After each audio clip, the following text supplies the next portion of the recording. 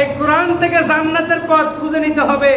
কোরআন থেকে জাহান্নামে কিভাবে যাওয়া যায়, জান্নাতে কিভাবে যাওয়া যায়, এই সকল পথ আমাদেরকে খুঁজে নিতে কোরআনের মধ্যে আমাদের জীবন চলার জন্য, জীবন মানার জন্য, পরিবার চলার জন্য যা কিছু প্রয়োজন সব কিছু এই কোরআনের মধ্যে লিপিবদ্ধ আছে না নাই?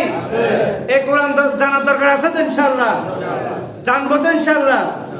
ইনশাআল্লাহ। দেখেন, তার কিতাব পড়া, জানা ও মানার সময় যেন আমাদের হয়ে উঠছে না।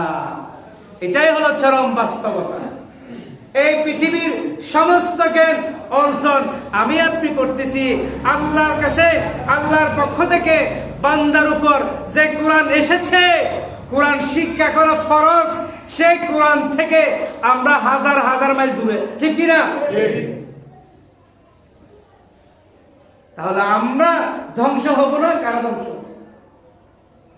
বিদায় হজের ভাষণে আল্লাহ রাসূল বলছে, আমি তোমাদের মাঝে দুইটি জিনিস রেখে যাচ্ছি, একটি হলো আল কোরআন, দ্বিতীয়টি হলো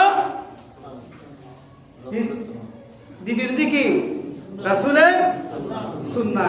এই দুটি জিনিস যদি আমরা আঁকড়ে ধরি, আঁকড়ে ধরার মতো ধরি, আমরা কখনো পথভ্রষ্ট হব না। বলেছে কে?